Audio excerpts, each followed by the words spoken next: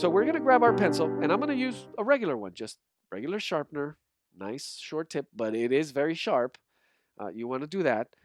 And we're going to practice once again. Maybe this time we want to go a little bit further than we were last week. So challenging ourselves to, instead of grabbing it short, I want to grab it maybe halfway. If I were halfway last week, then you know what? I'm going to go all the way to the tip of the pencil. And we are going to do a 5-minute warm up. And it doesn't have to be 5 minutes exactly, but we are going to, once again, do a little bit of ghosting. And we're going to fill up a page.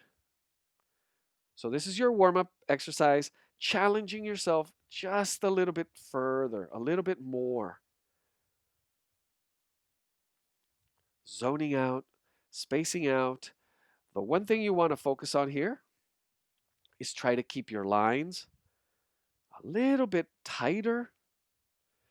You want to focus on how much pressure you're putting on the pencil. So remember, we have our index finger and our thumb. And then the other fingers are just there to kind of support it. You could just use 2 fingers.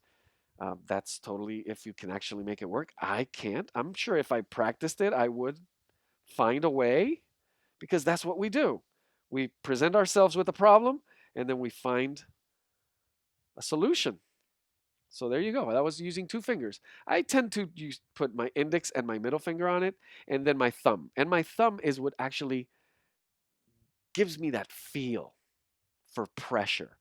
Now, it's not just about the pressure, it's not just about the grip, it's about the range of motion. So notice how I'm using my shoulder. I'm not using my fingers, just my wrist or my elbow. I'm using my, almost drawing from my shoulder. So my posture, I am standing at the desk, which makes it a lot easier. If you had a vertical easel, you could sit, stand, and you might find that easier as well. But sitting down, making sure you find the proper feel for your range of motion. And I'm just going to fill up this page. And as I said, we are challenging ourselves just a little bit more. So I'm going all the way to the tip of my pencil. And there are actually tools that will make this pencil even longer. By using an attachment, a pencil extender, I could make this even longer. What would be the reason for that? Once again, to manage that length, the pressure, and then discover a new quality of line. So grabbing the pencil all the way at the tip, I'm going to see what kind of ghosting. And I love that.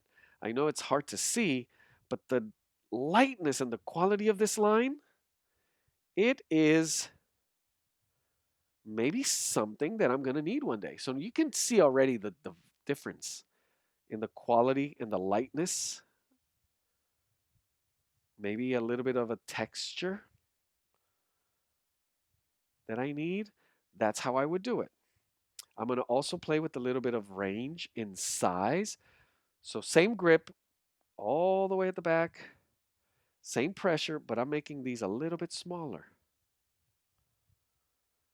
And this will come in handy a little later today because when we deal with this grip, this pressure, this range of motion, we can transform these simple lines into, as we were doing, lines into shapes, shapes into forms, and then forms into illusions. And we can actually begin to place these forms in space, in relationship to each other, create the illusion of not just space, light, shadow, texture, and all the way to what we're trying to do today, which is portraiture. So we will be creating faces. Okay, perfect. So that's a good warm up. I'm going to set this aside and I'm going to go to second page. Now on this one, same thing. Challenge yourself a little bit. Maybe switch up a pencil if you have another one. Maybe a little lighter, a little darker pencil. And on this page, I'm going to just create a series of eggs. At least, let's do at least 12 or 15. Now, once again, I want to show you two ways. I could ghost the circle. So I don't know if you guys could see that, but I could make the motions and I can already see my circle. Now we know that an egg is wider at one end, narrower at the other. So I'm going to make all of them wider at the top and narrower at the lower part. Now I begin to ghost this. And as I see it a little bit better. Oh, did we have a screen switch? Yeah.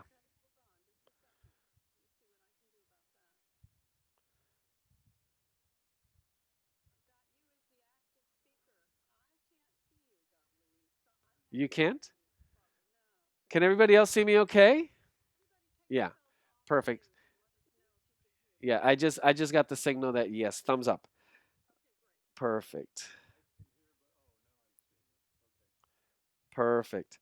So we're going to make at least, let's try to make at least 10 or 12. So I'm going to try to do 4 here at the top. So I started with the circle and then I just ghosted and saw that shape and little by little adding a little bit of pressure at a time as I visualize it and I confirm it. So we're going from sketching to drawing. Now, what does that mean? If I were to ask you to draw an egg, most likely you will go right back to this grip and want to do it in just one line. What we're doing here is we want to give ourselves kind of a little bit of a skeleton, a foundation, where I could just throw lines that are never wrong, but they're like a little map and they're showing me the way. And as I see the way, I make them a little bit darker, always loose. As they begin to slow down, it's more of a drawing motion. What I want you to is remain kind of in a sketching mode. And again, testing out your new grip. And if it's not a new grip, great. It's polishing, refining, sharpening your grip. As am I. This is a practice that everyone needs to do because someone else was asking. I believe Marlene, you were saying about the direction. The direction, you never want to run the pencil kind of stabbing the paper. You always want to be going buttering it, basically. Not that you can't, but the direction would be always kind of rubbing away, never stabbing into the paper with the tip. That would be my one advice that I give. Although you get some beautiful results if you're looking for that type of gesture. So there are no rules. Now, as I work on my shape, I am very happy with it. Can I refine it? Can I do something else to it? Can I make it rounder? Can I make it more polished? Maybe. Can I clean up the line a little bit? So that one looks a little more oval-like. I'm going to make this one a little bit rounder. So I want to visualize it. My circle gets a little wider, and then as I ghost it in here, I see my map, and now I can begin to put it together. If you're there and you feel this is too easy, then maybe you can work on your speed. And there's always something to work on. And it should be you who realizes what it is you think you need to work on. Quality of your line, your pace, the actual shape of it. All right, I'm going to move on a little bit faster here as I was mentioning speed. Not that you have to, but I want to make sure we get at least, and I might be making, they're medium size, they're not too big. So I'm going to try to fit at least 8 eggs here. I know I said 10 or 12. If you're there already, that's great. I might be making them a little too overcooked. So there we go. Play a little bit with the range. Now notice that I'm making all of them. It'll get to the point where you don't have you could ghost it one time and then lay down one line and boom, there it is. Only way that comes about is through practice. The more you do simple exercises like this, the better handling for any type of shape that you ever think you can draw. It always is going to refer to one of these very basic circle, ovoid, or cube. And we're not really going to deal with cubes. Okay, so I have my page of eggs.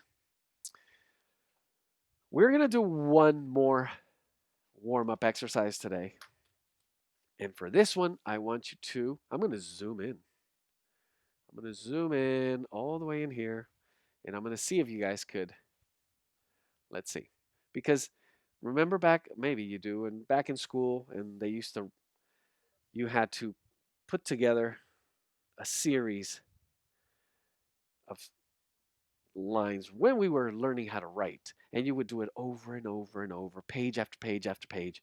What I want you to try here is this. Let's see, I'm going to do it slow. So it starts here, and it's going to circle this way. It's going to loop, and then it's going to come right back. Almost looks like a little fish. You don't want to make this too big. Once I have that, I'm going to come right over it, and I'm going to draw a line right over it. And then I'm going to semicircle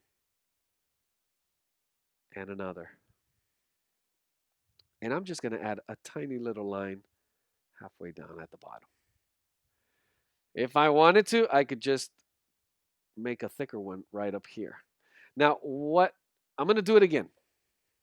See if I could do it slow. Let's see how it looks on this camera here. Might look, let's see, where am I here?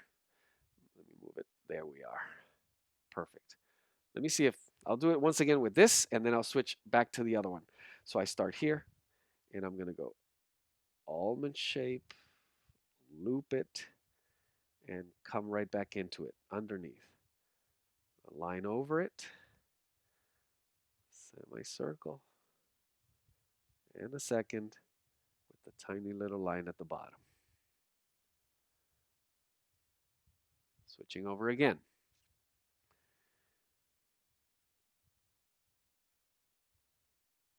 Now I could begin to play with the curvature of it. This one's a little narrower.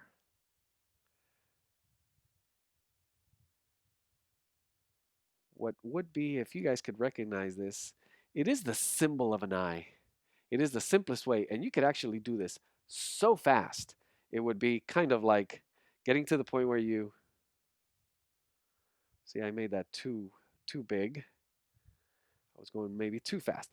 But the idea would be to just fill up a page where you can play with the curvature and the actual shape of the top, bottom curve, the thickness, meaning how far am I going to put the second line, which would make it the eyelid, and how big do I make the iris and the pupil. So I can make several of these. Let's see, I'm going to make one that's rounder, very tiny curve, right back,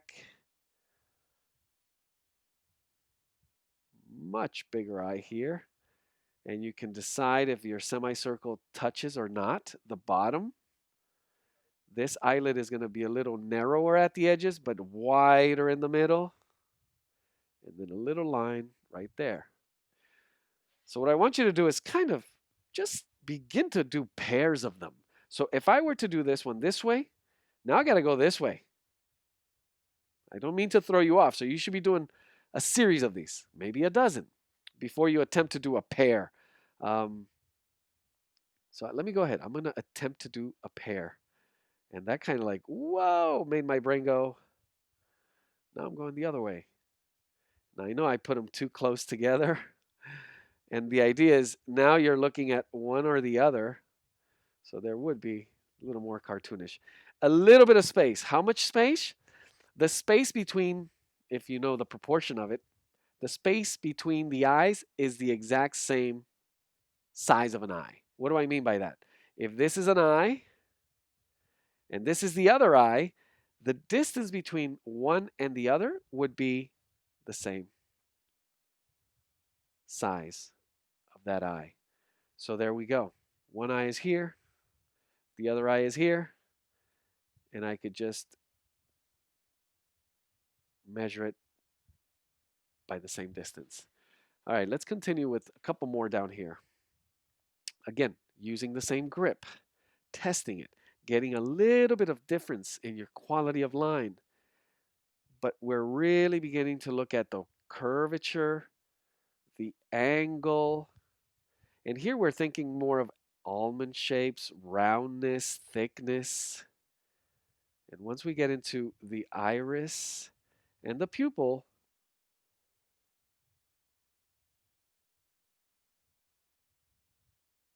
how we can stretch them. And this is just a nice little fun exercise to show you that you could get away with this. And this would almost, with a little bit of value changes or a little bit of shading, as we were talking earlier, you could almost begin to have something that's going to make you happy. All right, let's give it a couple more minutes, a couple more. See what else I can think of. I'm going to make this end a little bit longer, rounder here, and then down and right up. So it gives me like that edge of the eyelash here. One, make the pupil a little bit bigger, and then this one's going to be way thinner. It almost makes me think of Egypt right away. And again, we're still not even adding eyelids. I'm sorry, eyebrows, which would be the next thing, because that's just one big thick line. But this would be the easiest, simplest way. And again, for you to just play with this and become an expert at the symbol of the eye. Because there's a funny thing. From the moment we are born, the first thing we read, there's stages. The moment we really, for the first time, connect with another human being is by looking into their eyes. So little tiny babies, whether it's days or weeks or some say months, and they can actually begin to recognize it's eyes first, faces second.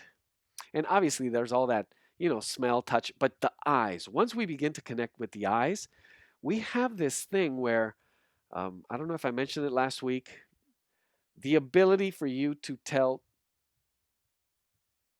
apart one among 7 billion. We could identify a human being in a group of 7 billion. And we can say, whoop, there's that person. I know that person. Um, Generally, it's because you recognize them by looking at their eyes. It's the easiest way. So identifying how we think eyes look and how they actually look when we want to draw them.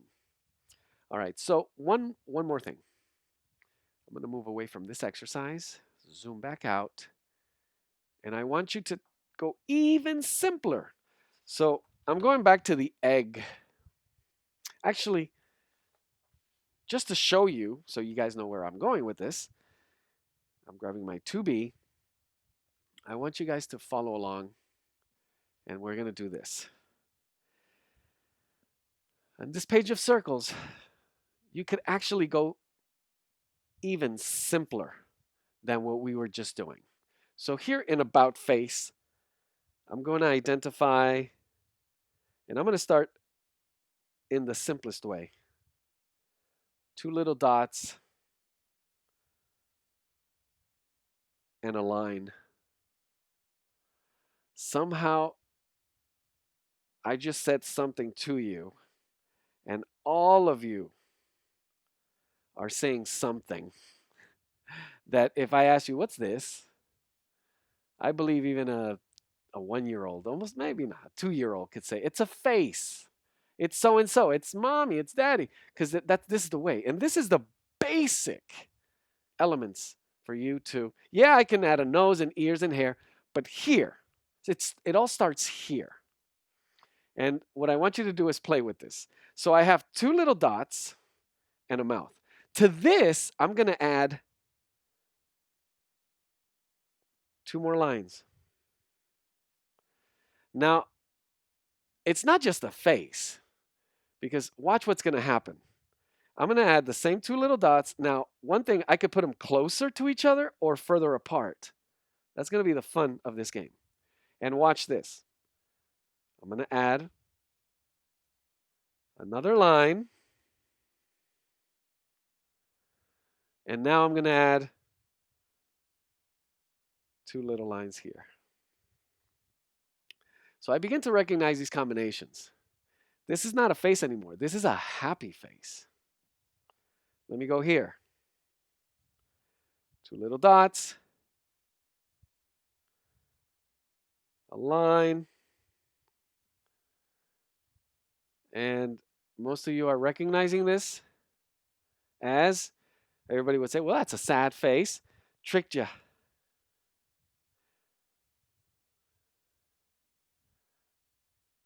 Wait, can I make this a sad face? How do I make a sad face? Two dots, one line, and oh, there you go. Okay, so what I want you to do is this. I want you to take your page of eggs, and I want you to, by adding two dots, a straight line, a curved line that curves downward, a curved line that curves upwards, or a combination of little dots above the eyes that would do the same. So you have these three categories of lines: straight, C shape downwards, and a U, basically. And you could use the C or the U right above the eyes. And how would that work? So let's do a combination. I'm going to do two little eyes here, two little dots. I'm going to use this straight line, and I'm going to use just a downward line. That one is very different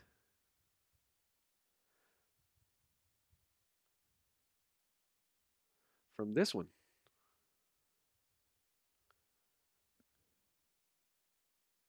So the idea here is to begin to recognize, well, let's see what else I could do. And I guess I did this one earlier. The combination, the basic combination.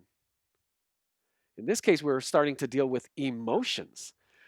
But what I want you to remember, it always goes all the way back to how simple this is. Because you're always going to be dealing with this at whatever level you choose to take it. If you want to do hyper realistic, almost photorealistic drawings, you're still having to deal with these absolute basic elements, only at a different skill level. So we all know how to recognize these. Let me do a combination. Let's say I'm going to pick this mouth, and I like happy mouth. So I could do happy mouth. Oops. I'm doing it a little bit darker so you guys can see it. I'm doing 1, 2. I don't even know. So I'm doing 3 happy mouths here, a little bit bigger, darker. I'm going to put the eyes, because the eyes, they're always just 2 little dots. And again, you can always begin, as soon as you begin to add levels of complexity, you're shifting, you're adding elements. Yeah, of course, infinite possibilities. And now my decision is going to go from here to here to here. And notice we had the exact same mouth, the exact same eyes. So by shifting, in this case, the eyebrows, we have a combination that gives us, we all know how to read this. We all recognize not just a person, but an emotion behind the face of that person. So imagine the possibilities, the combinations that you can do. We just did this in a minute, but it would be for you to play with just that.